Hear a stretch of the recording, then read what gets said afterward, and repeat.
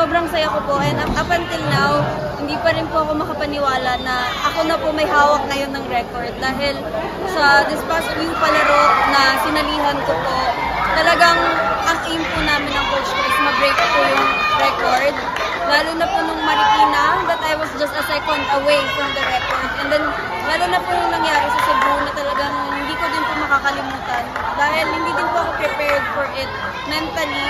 At ngayon, it's really God's perfect time po na na-break ko po yung record for my last palaro. Seth, as far as I know, earlier this month, nakuha mo din yung national junior record na sa Athletics Open sa Philippines. So, what's like the whole month has been for you? Lalo siya, kumbaga, lalo siya kalaking turnaround coming from that Cebu na, alam mo yun, I think siguro yung, what I'm trying to ask yung journey na from that, I believe lugmok na nung time na yun sa Cebu. And to come back here ngayon, this year, this May in particular, to set a national junior record and to set a palarong pambansa record, gaano kahirap yung journey na yun and gaano ka fulfilling na ngayon umabot ka dito?